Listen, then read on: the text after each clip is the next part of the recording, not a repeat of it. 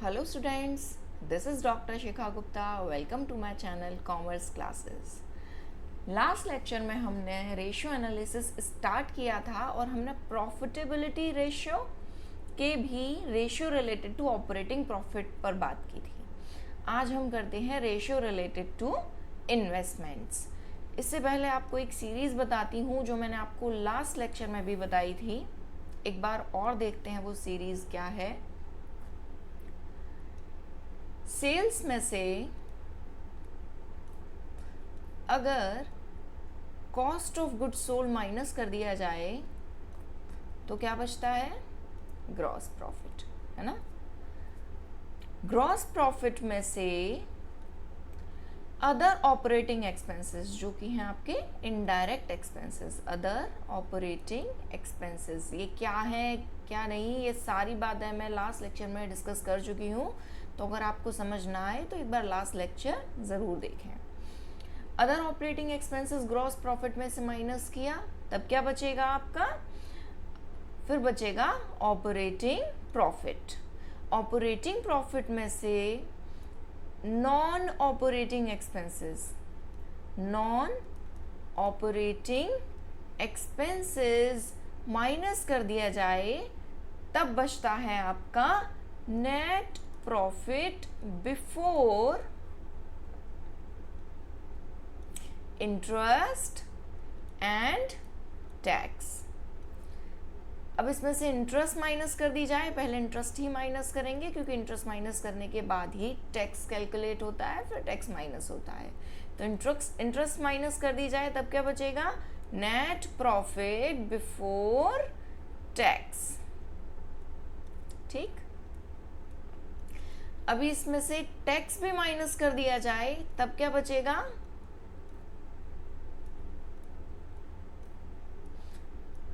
तब बचेगा आपका net profit after tax. Clear. अब नेट प्रॉफिट आफ्टर टैक्स में से प्रेफरेंस डिविडेंड माइनस कर दिया जाए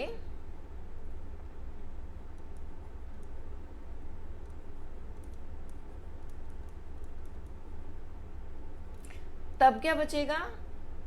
अब ये बचेगा नेट प्रॉफिट या फिर प्रॉफिट फॉर इक्विटी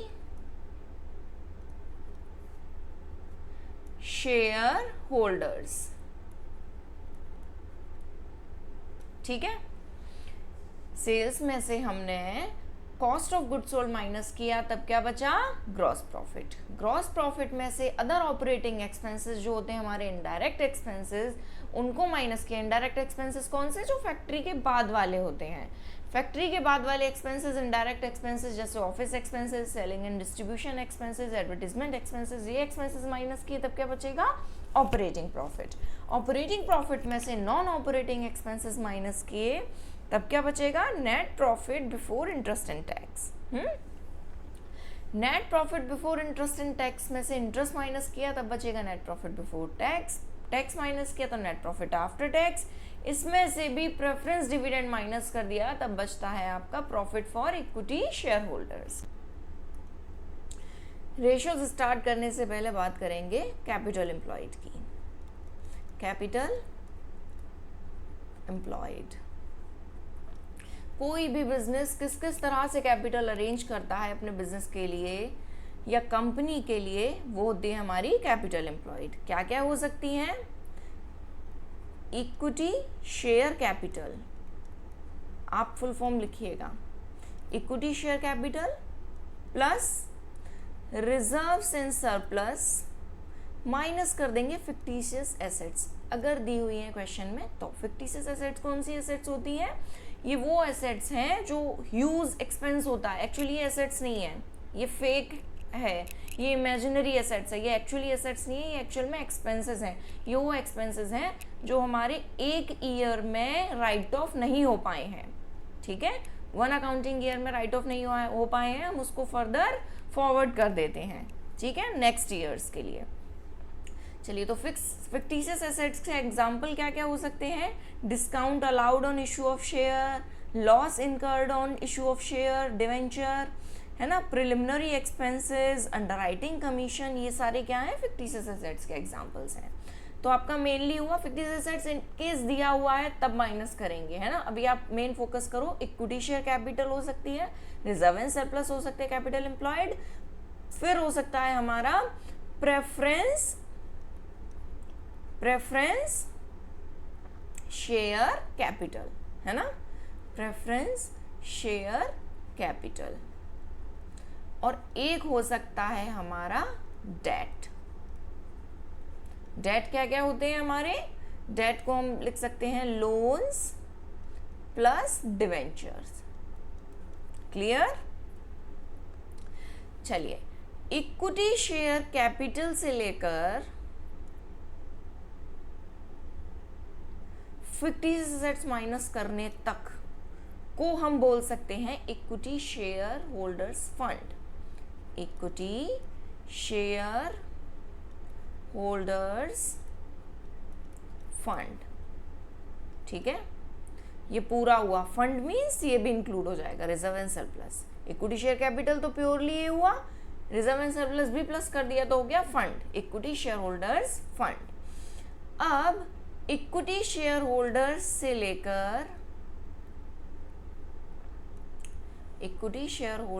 लेकर इसको लाइन ही ड्रॉ कर लेते हैं, प्रेफरेंस शेयर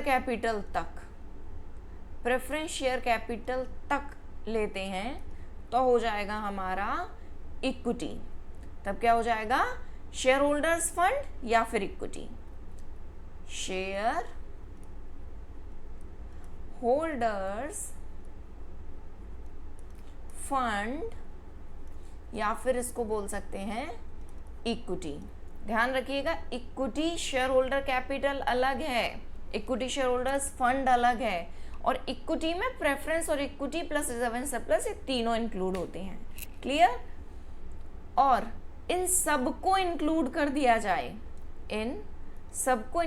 दिया जाए, इक्विटी शेयर कैपिटल से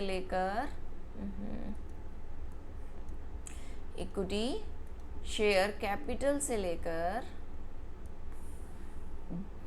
डेट तक इंक्लूड कर दिया जाए, तब होता है हमारा कैपिटल एम्प्लॉयड, जो कि हमारी मेन हेडिंग है। क्लियर है। आपको इस तरह से समझ में नहीं आया हो तो मैं एक और तरह से समझाती हूँ, इसको नेक्स्ट स्लाइड पर ले लेते हैं। चलिए एक और तरीके से बताती हूँ कैसे कैपिटल एम्प्लॉयड समझ सकते हैं। कैपिटल एम्प्लॉयड को हम बाइफरकेट करेंगे 2 पार्ट्स में, बहुत सिंपल है। बाइफरकेट करेंगे इसको 2 पार्ट्स में, ठीक है। Part 1, part 2। पार्ट 1 में आएगा आपका share holders fund, share holders fund, या इसको हम क्या बोलते हैं, इक्विटी। ये बहुत ध्यान रखने वाली चीज़ है, ये इक्विटी भी है। Equity plus preference share capital को मिलाकर बनता है इक्विटी, ठीक है। और दूसरा क्या है हमारा, बोरोड फंड, जो उधार लिया गया है, ठीक है। शेयर होल्डर्स फंड में कौन कौन से आएंगे आपके, शेयर होल्डर्स फंड में 2 आएंगे। एक आएगा आपका इक्विटी शेयर होल्डर्स फंड,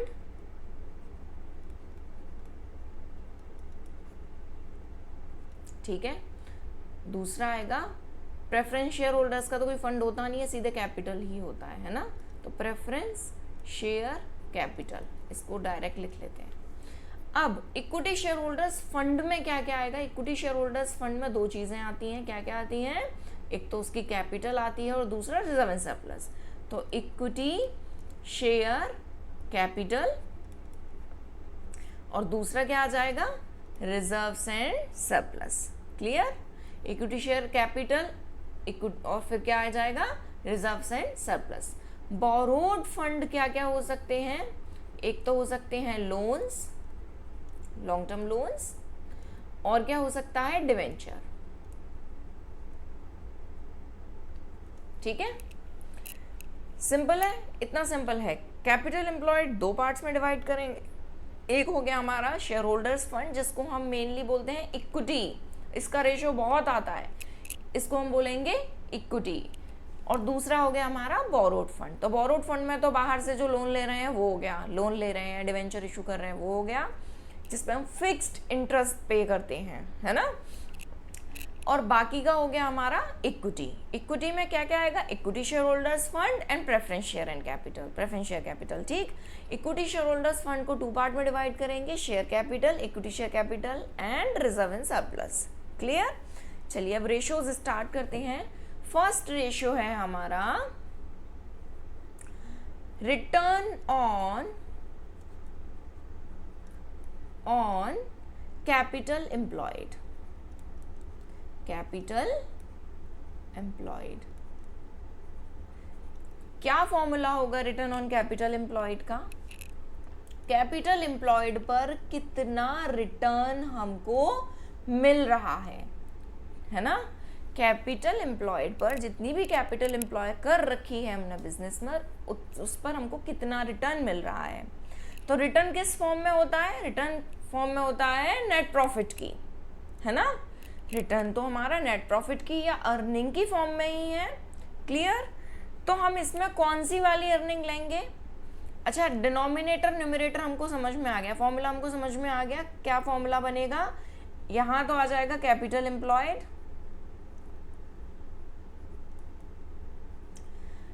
ऊपर आएगी अर्निंग इनटू 100। अब अर्निंग लेनी कौन सी वाली है? क्योंकि यहाँ पर हम सारी कैपिटल ले रहे हैं, जिसमें हमारा इक्विटी भी इंक्लूडेड है, प्रेफरेंस भी इंक्लूडेड है और बोरोड फंड भी इंक्लूडेड है।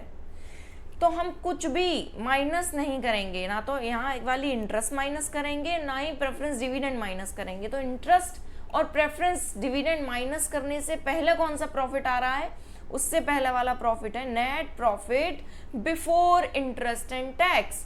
इसको हम बोल सकते हैं earning before interest and tax, जिसको हम बोलते हैं EBIT, earning before interest and tax.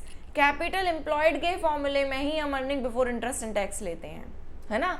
उसके बाद में क्योंकि हम शेयर कैपिटल की बात कर रहे होते हैं या हम share holders equity share holders fund की बात कर रहे होते हैं, तो हम इंटरेस्ट तो माइनस कर ही देते हैं। क्योंकि हम यहाँ कैपिटल एम्प्लॉयड की बात कर रहे हैं, ओवरऑल कैपिटल एम्प्लॉयड की बात कर रहे हैं, तो हम यहाँ इंटरेस्ट भी माइनस नहीं करेंगे, और इंटरेस्ट माइनस नहीं करेंगे तो टैक्स भी माइनस नहीं होगा, है ना। तो कौन सा वाला प्रॉफिट लेंगे? Net profit before interest and tax, जिसको हम बोल सकते हैं earning before interest and tax. Clear है? चलिए नेक्स्ट फॉर्मूला है हमारा, नेक्स्ट रेशियो है return on share holders fund. ये बहुत आता है और इसका रेशियो का नाम आता है return on equity. Return on equity, इसको हम क्या बोल सकते हैं? इक्विटी भी बोल सकते हैं, है ना। तो ये आपको मेनली एग्जाम में देखने मिलेगा, रिटर्न ऑन इक्विटी सॉल्व करना है। और ये कंफ्यूजिंग भी बहुत है, बच्चे सोचते हैं कि equity means equity share holders fund या इक्विटी शेयर कैपिटल, पर यहाँ पर इक्विटी का मीन्स ये नहीं है। यहाँ पर इक्विटी का मीन क्या है? ये इंक्लूड कर रहा है overall equity. Overall equity means equity share holders fund and preference share capital. Clear? तो यहाँ कौन सा वाला प्रॉफिट लेंगे? यहाँ पर क्योंकि ये प्रेफरेंस को भी इंक्लूड कर रहा है ना, पर ये इसने बोरोड फंड हटा दिया, तो इंटरेस्ट माइनस कर देते हैं, टैक्स माइनस कर देते हैं, प्रेफरेंस डिविडेंड माइनस नहीं करेंगे। उससे पहला वाला प्रॉफिट कौन सा है? उससे पहला वाला प्रॉफिट है प्रॉफिट आफ्टर टैक्स, है ना, नेट प्रॉफिट आफ्टर टैक्स। तो हम इसको लिखेंगे अर्निंग आफ्टर टैक्स, इजी रहेगा, EBIT EAT, है ना। तो अर्निंग आफ्टर टैक्स लेंगे हम। और यहाँ डिनोमिनेटर क्या होगा हमारा? यहाँ डिनोमिनेटर होगा हमारा शेयर होल्डर्स फंड, जिसमें हमारा इक्विटी शेयर होल्डर्स फंड जो क्या क्या है? शेयर कैपिटल है, equity share capital, reserve and surplus and preference share capital, है ना। तो ये मेन जो है ये इक्विटी ये वाला लेंगे, तो हम क्या लिख सकते हैं यहाँ पर, या तो लिख सकते हैं शेयर होल्डर्स फंड, या फिर इक्विटी भी लिख सकते हैं, है ना, क्योंकि ये मेनली तो क्या है, इक्विटी। क्लियर। चलिए नेक्स्ट रेशो है हमारा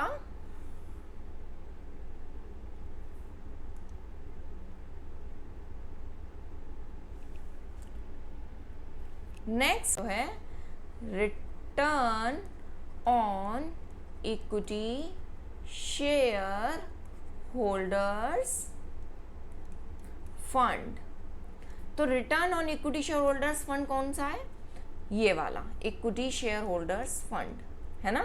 इक्विटी शेयर होल्डर्स फंड में क्या क्या इंक्लूड होगा, share capital, equity share capital and reserve and surplus. Clear. चलिए नेक्स्ट पेज पर आ जाते हैं। तो फॉर्मूला क्या बनेगा, फॉर्मूला बनेगा हमारा, डिनोमिनेटर तो आएगा हमारा इक्विटी शेयर होल्डर्स फंड, है ना। अर्निंग कौन सी लेनी है, इस पर अभी बात करते हैं, शेयर होल्डर्स फंड, ठीक है, इंटू 100।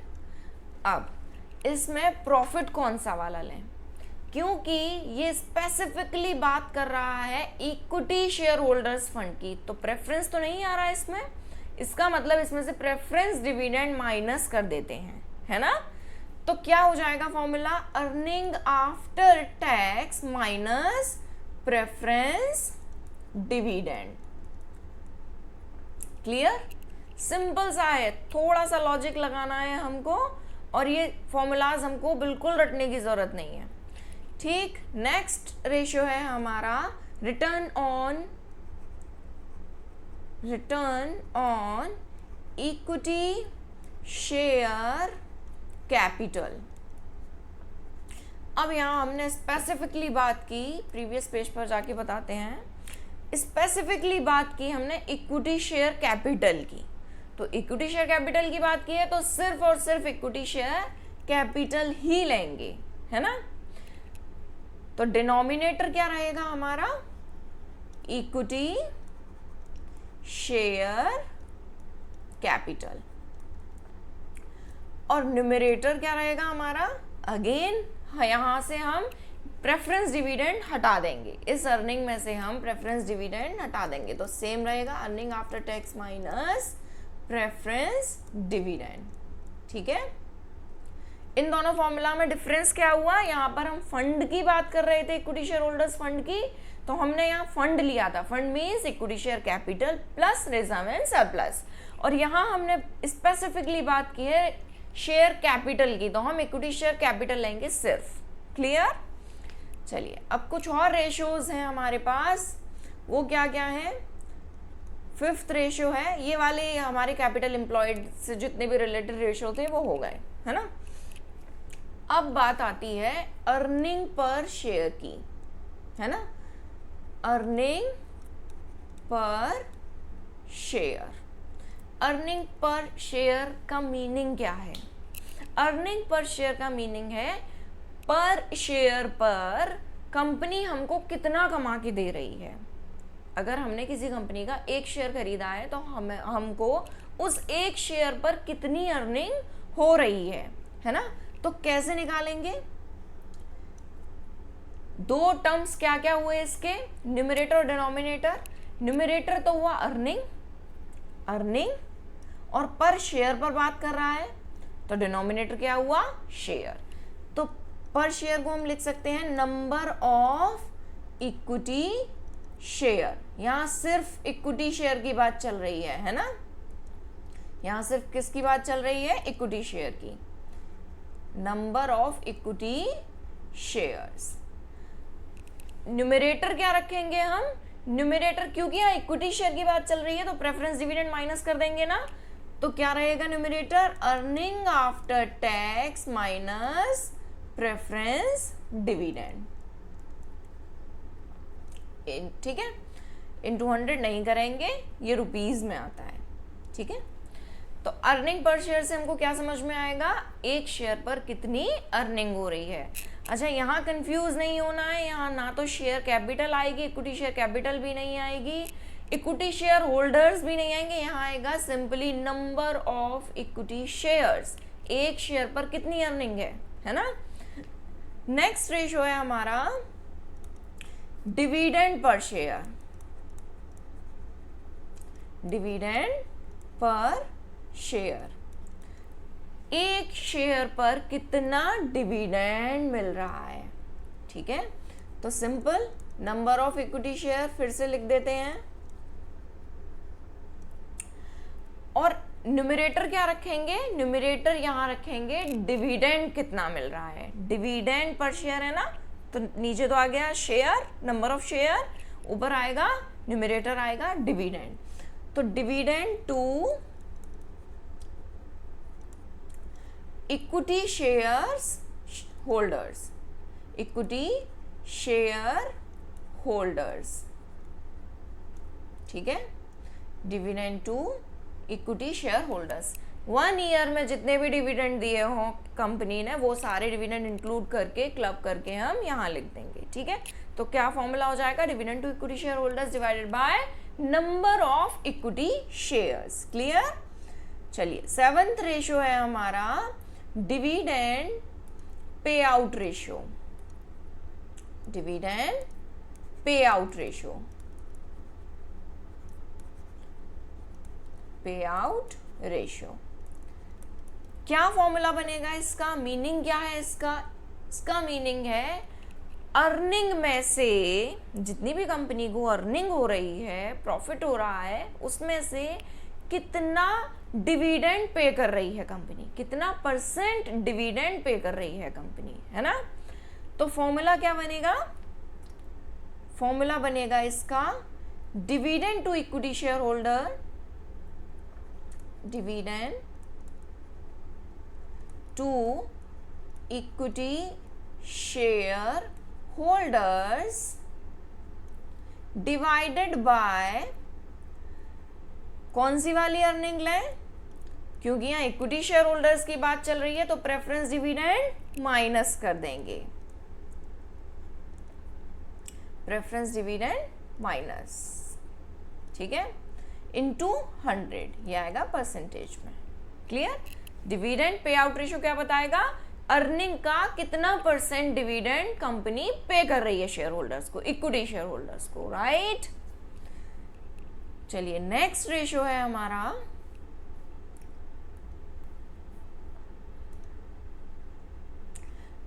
नेक्स्ट रेशियो है price earning ratio, price earning ratio. ये रेशो किसी भी स्टॉक को इवेल्युएट करने के लिए या किसी भी शेयर को इवेल्युएट करने के लिए इन्वेस्टर इस रेशो को बहुत यूज़ करते हैं। आप अभी इसको सिंपली क्वेश्चन सॉल्व करने के तरीके से देख सकते हो, पर आपको ये प्रैक्टिकल लाइफ में बड़ा ही काम आने वाला रेशो है price earning ratio, price to earning ratio. तो ऊपर क्या आने वाला है, न्यूमरेटर क्या आने वाला है, प्राइस, यहाँ हम प्राइस लेंगे मार्केट प्राइस पर शेयर, और अर्निंग क्या लेंगे, earning per share, market price पर शेयर, तो अर्निंग। क्या बताता है price earning ratio, price earning ratio बताता है किसी कंपनी का मार्केट प्राइस क्या है और उस पर हमको अर्निंग कितनी मिल रही है। एग्जाम्पल लेते हैं, किसी कंपनी का एक शेयर का मार्केट प्राइस है 125 और उस पर हमको अर्निंग पर शेयर, जो भी हमने सॉल्व किया है या जो भी हमने एक फॉर्मूला किया था अर्निंग पर शेयर वाला, वही अर्निंग पर शेयर है ये, तो उस पर अर्निंग पर शेयर मान लेते हैं 5 रुपीज़ है, तो उसका प्राइस अर्निंग रेशो क्या हुआ 25। मतलब हम एक शेयर पर 5 रुपए कमाने के लिए उसका 25 टाइम्स पे करेंगे। एक शेयर क्योंकि हम परचेज करेंगे तो कितने का आएगा 125 का, और उस पर हमको अर्निंग कितनी हो रही है, करंट सिनेरियो की बात कर रहे हैं हम, उस पर अर्निंग कितनी हो रही है 5 रुपीज़, है ना। तो हम 25 टाइम्स ज़्यादा पे कर रहे हैं, 5 रुपए कमाने के लिए हम 125 रुपए पे कर रहे हैं, ठीक है। अभी एक और एग्जांपल लेते हैं, मान लीजिए एक कंपनी और है जिसका मार्केट प्राइस चल रहा है 300 और उसका अर्निंग पर शेयर है 5 रुपीज, तो ये कितना हुआ 60। इसका पीई रेशो क्या आया 60, मतलब हम 60 टाइम्स पे कर रहे हैं। 5 रुपए कमाने के लिए हम 300 रुपीज पे कर रहे हैं, ठीक है, क्योंकि उस कंपनी का मार्केट प्राइस क्या है 300। तो हम इसको ये भी बोल सकते हैं कि ये कंपनी ओवर वैल्यूड है, क्योंकि इस कंपनी में भी लोगों को 5 रुपए की अर्निंग हो रही है, तो क्यों ना यहाँ पर इन्वेस्ट किया जाए, है ना। ये भी कह सकते हैं कि इस वाली कंपनी में लोगों को भरोसा बहुत है, उनको पता है कि ये आज इतनी अर्निंग है 5 रुपए है तो ठीक है, पर ये फ्यूचर में हमको अच्छा अर्न करके देगी, तो लोग इसमें इन्वेस्ट कर रहे हैं, ये भी ठीक है। पर हम इसको ओवर वैल्यूड बोल सकते हैं, क्योंकि इसके पीयर कंपनी का हमने अगर रिव्यू किया, अगर यहाँ पर 25 आ रहा है तो ये कंपैरेटिवली ओवर वैल्यूड है ना, क्योंकि 125 रुपए इन्वेस्ट करके यहाँ भी 5 मिल रहे हैं, और 300 रुपए क्यों इन्वेस्ट करें हम 5 रुपए कमाने के लिए, तो हम ए कंपनी में इन्वेस्ट करेंगे ना। चलिए नेक्स्ट रेशियो है हमारा डिविडेंड यील्ड रेशियो।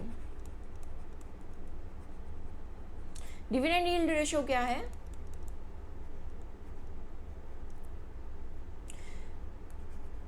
ये है how much company is giving you in return.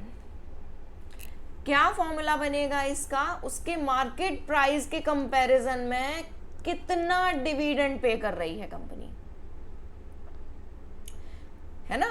इसी तरह से इनटू 100 ये परसेंटेज में आएगा। इसी तरह से अर्निंग यील्ड रेशियो भी आता है,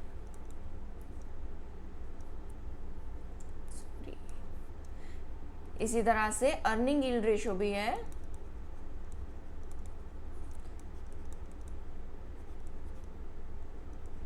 अर्निंग यील्ड रेशियो का फॉर्मूला क्या होगा, सेम मार्केट प्राइस के कंपैरिजन में कितनी अर्निंग हो रही है इनटू 100, सिंपल। चलिए आई होप आपको ये वीडियो समझ में आया होगा। Thanks for watching, bye bye.